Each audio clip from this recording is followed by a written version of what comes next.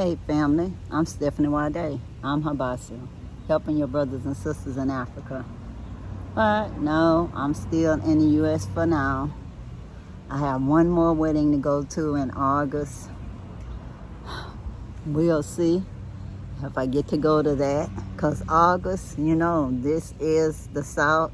And we have a rainy season known as hurricane season.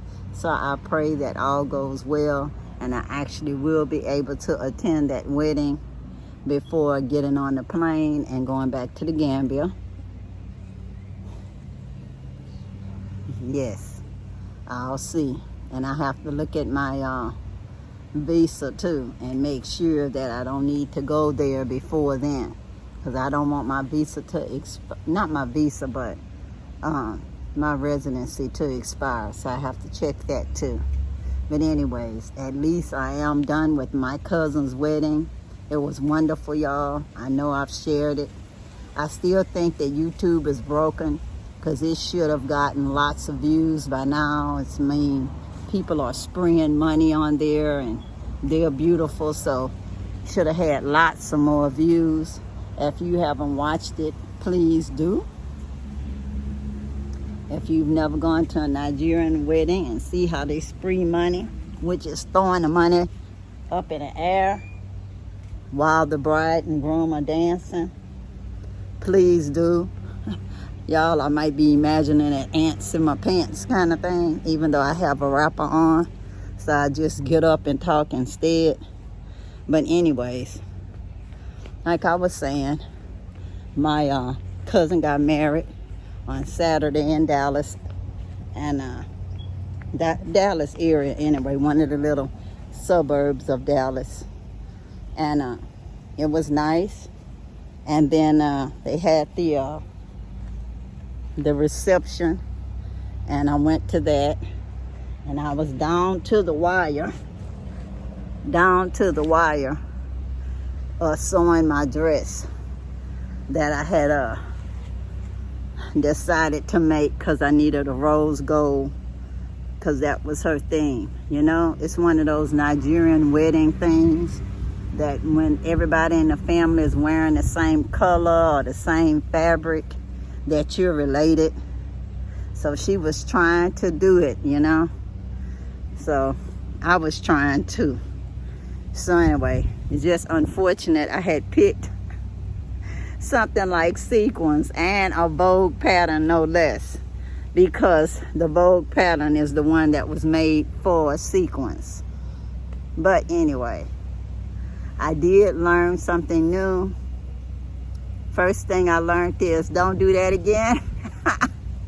And if I do decide to make something special that's evening wear, use a dress form and make my own pattern, because I can learn how to design a dress and make the dress better than using somebody else's designer pattern, because they really don't want you making their stuff. So they make the patterns as hard as possible to do.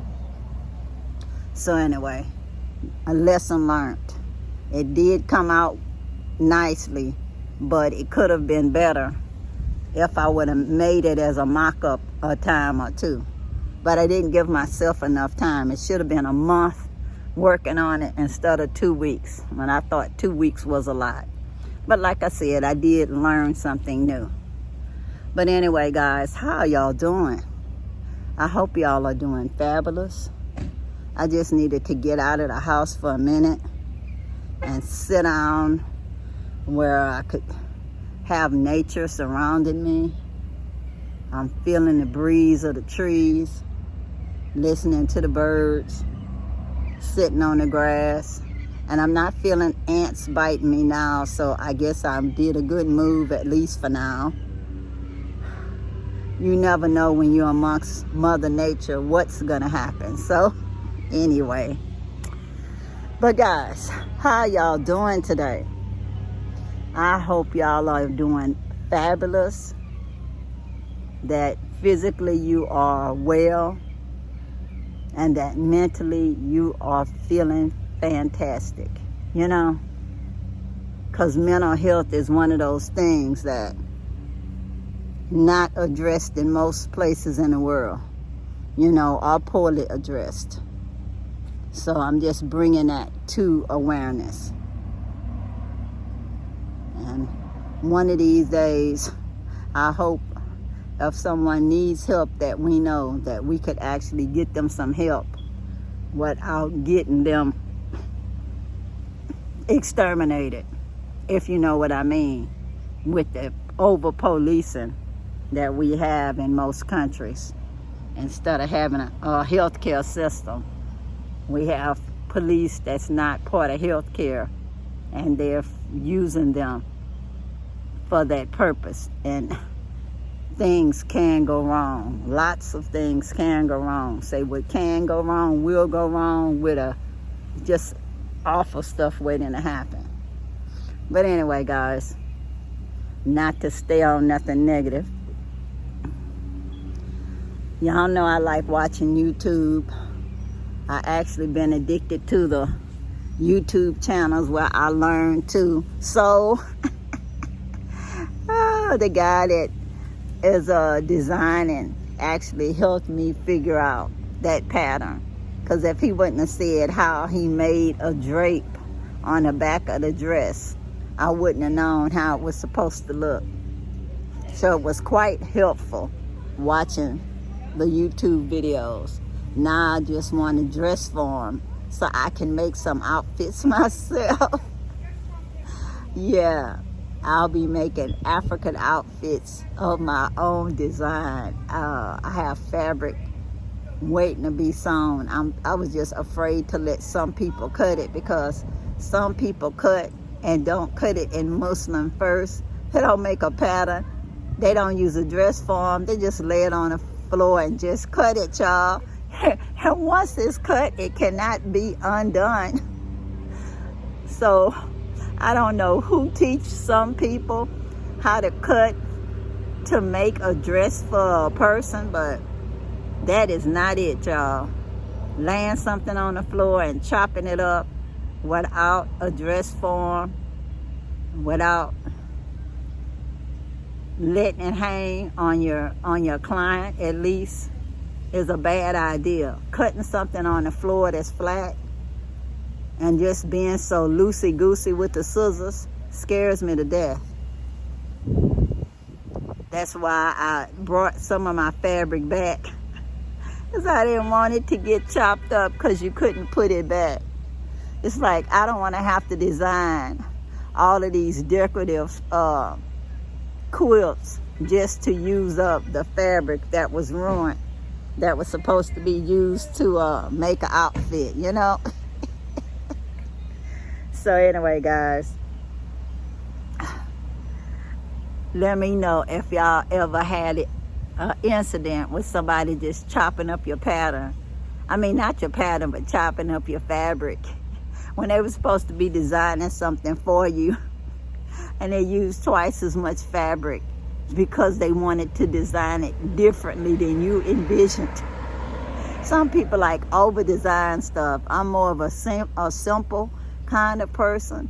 I like it nice, but I like it to actually coordinate. I don't like to have a whole lot of different fabrics for one outfit. I'll be happy to have the top and the bottom be out of the same fabric. Really, I'm good with that. But anyway, guys, I was also watching a YouTube documentary, and it was talking about people want to know their own stories, and meaning where they came from, because you want to know who helped create you, how they looked, how they sound, what type person they were, etc., etc. Part of your own story. It's like at least half of your story, if not all of your story. Because it just depends on if you was adopted, formally, non-formally, or if you was a product of artificial insemination some kind of way, you know? Or if you was a, quote, gift, where they take the egg and the sperm in a petri dish and then insert it into someone else. Because y'all know sometimes the egg and the sperm that they insert somehow is rejected, and the person that's carrying it actually gets pregnant for someone, and the baby that the people get is not related to either persons. So genetics plays a big role. And people are now doing DNA tests for that process too, because they want to know their genetics. And so you don't have to be black anymore to want to do your genetics to know where your people from. It's like everybody now wanting to know. So anyway, I was thinking, there's lots of people out there who's like me, because I did have a story similar to that. But thank the Most High that because of 23andMe and Ancestry.com, I did track down my biological father's relatives. And my Uncle Anthony was is my mother's brother, and he took a DNA test. And that DNA test was a control. So anybody that matches him is related to my mother. And if they don't connect to him, they're related to my father. So it made it very simple to do that. And thanks to one of my DNA cousins on Facebook,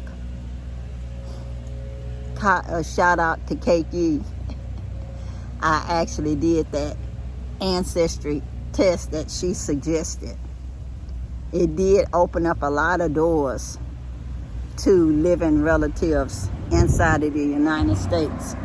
And then by elimination, especially with the 23andMe saying how you are related, it really helps a lot. You know, like if they say you're related because you share a set of great-grandparents, that eliminates some people from being your parent. You know, like your grandfather. Thank God. But anyway,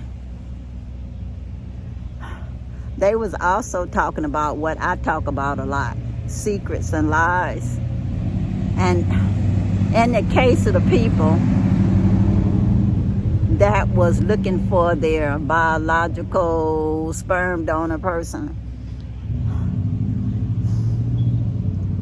they was upset with the companies because it did not allow them to contact the biological father. And lots of times, actually, the biological father had in a file that they didn't have a problem being contacted by their adult offspring.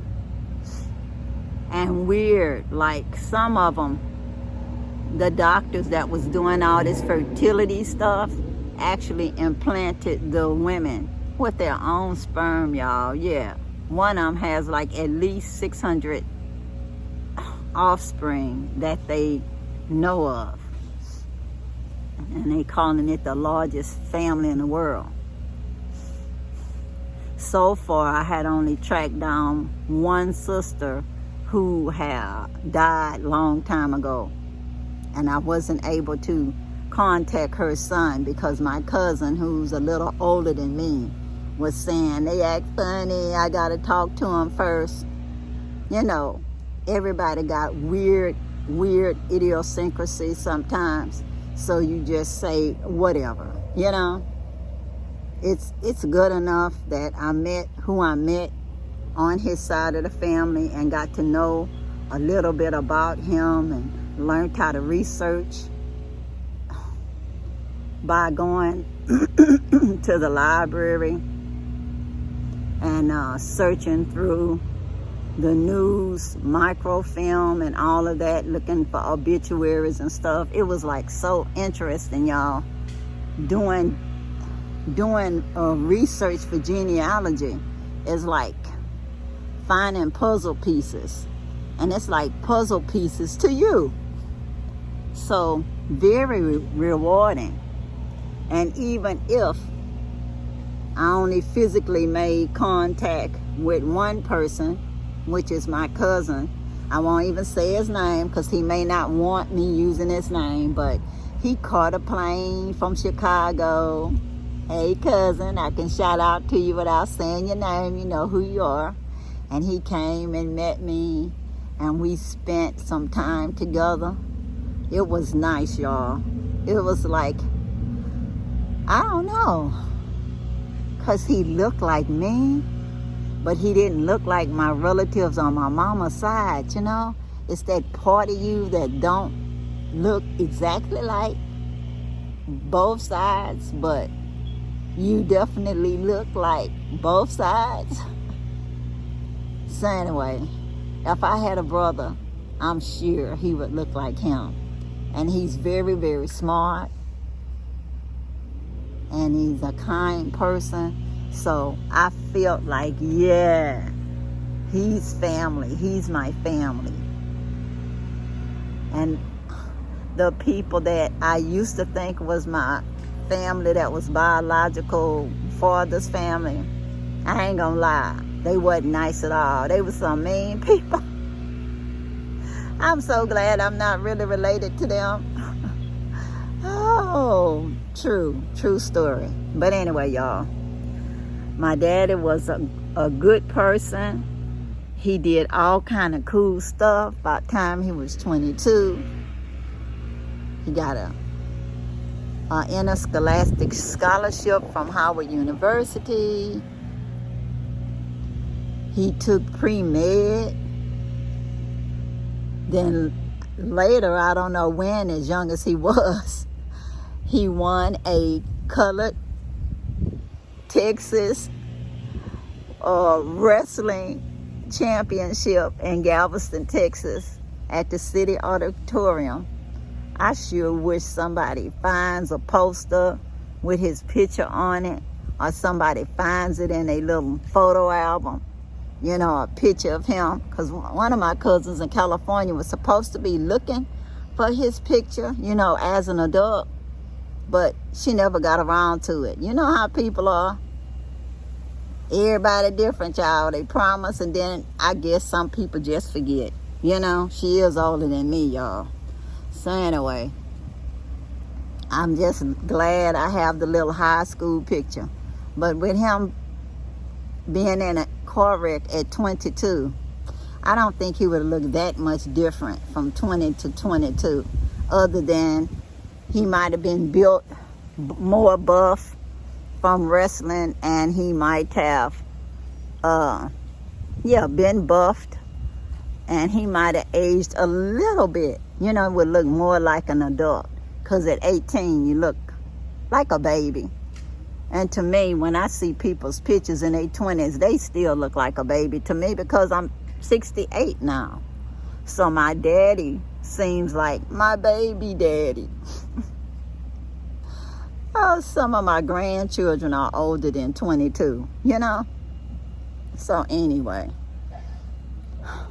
thanks to Central High School. Shout out to Central High Colored High School, Galveston, for finding his picture out of a yearbook and taking a picture and texting it to me.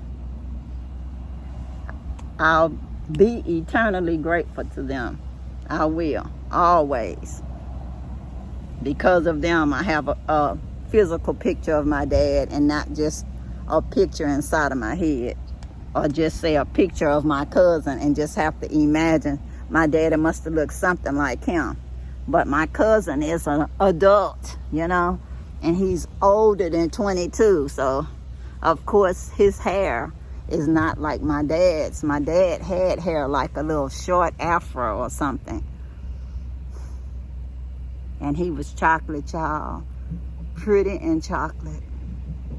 But anyway, I just wanted to say, I know I'm not alone with wanting to know my beginnings. That's just something that everybody Not everybody, but seems like a lot of people have that inside of them. So nature versus nurture.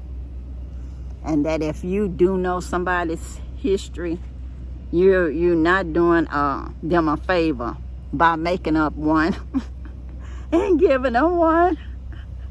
It's bad enough we got our culture taken away from us doing slavery time and colonization. So we trying to get it together, y'all. So if we can know who our daddy people are and our mama's people are, if you know the real story for somebody, please just tell them the real story. If you want to wait until you think they ready for it, okay, we'll just say at least by 21. Please tell them the truth. Grown people deserve to know the truth. If you want to give fairy tales to children, then that's on you. But as a child, I used to pull on my mama's dress and ask, is that my daddy? Is that my daddy? And when she told me, yeah, when I was 5, inside of my little 5-year-old head, I was thinking, are you sure? Because to me, he didn't look like me. I didn't feel like he was my daddy. He tried his best, bless his heart. But when he did a identity test for me, it said we wasn't even cousins. Not even cousins.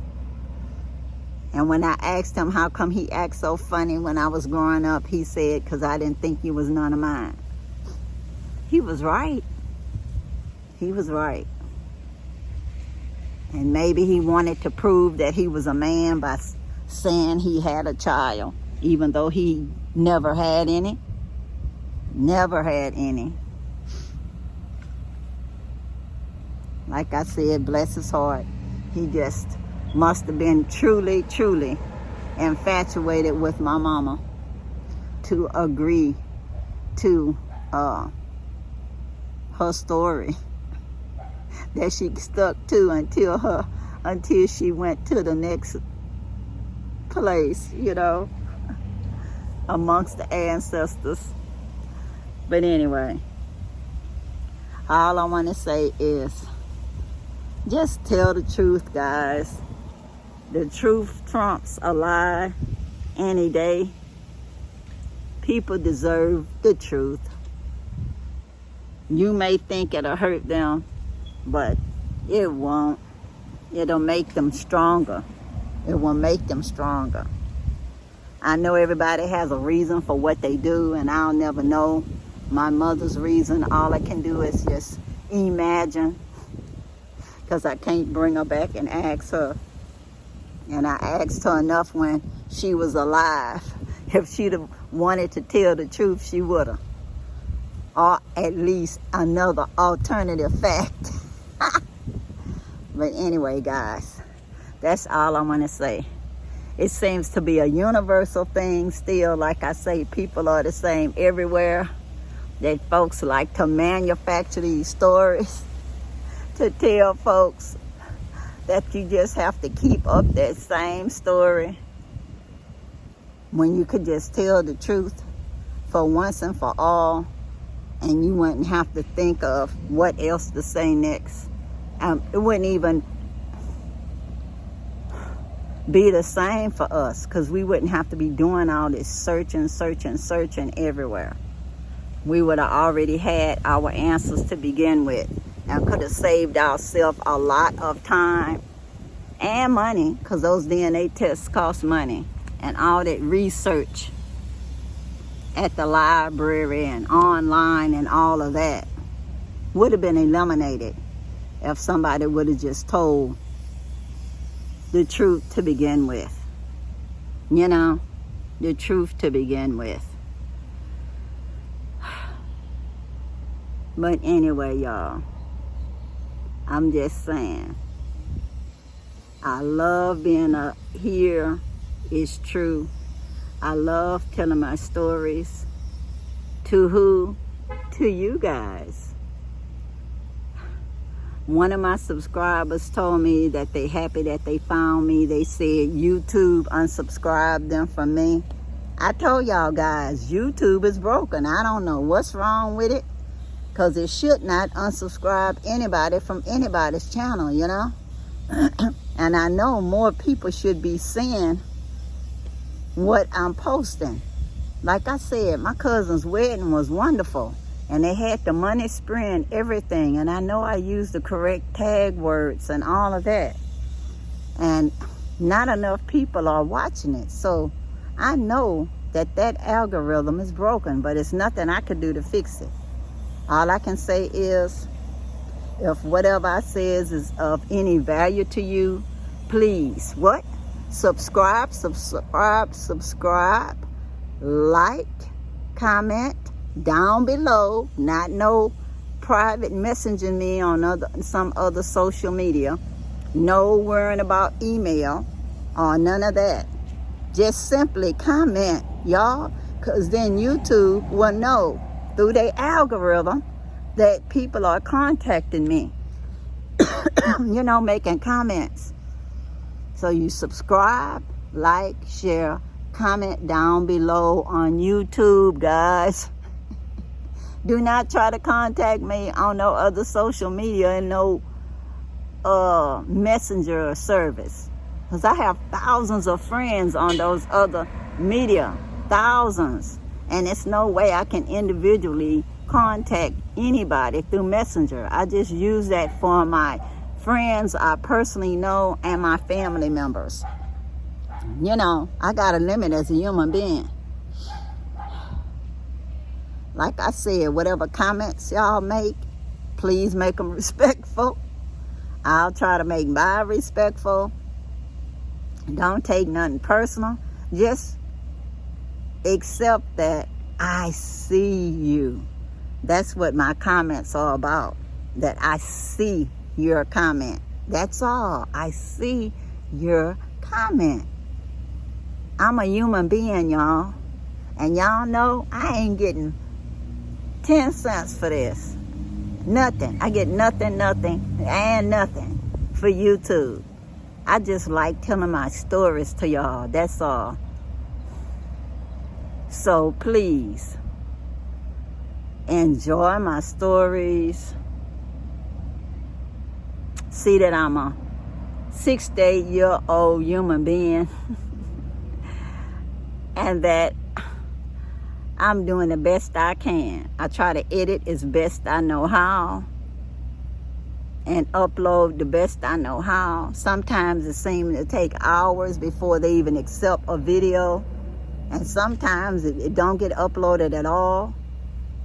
Copyright strikes and stuff, you know, like if you covering weddings, because they insist on playing all this copyrighted music at a wedding. So anyway, even with disclaimers, you'll still get copyright strikes. So anyway, thank goodness they still let you play the video anyway. But like I said, lots of people should see it, but it seems to limit how many people see you. Because a lot of people should have seen that video by now. But anyway, I'm gonna put a link to it at the end screen. I hope y'all go and watch it, and not only watch it, but you share it with others as a good cultural exchange to people who've never seen Nigerian wedding celebrations, where they spree the money, you know, make it rain and all of that kind of stuff, you know, raining money. But anyway, y'all, until next time, peace, power to the people, and I'm out, y'all. Bye.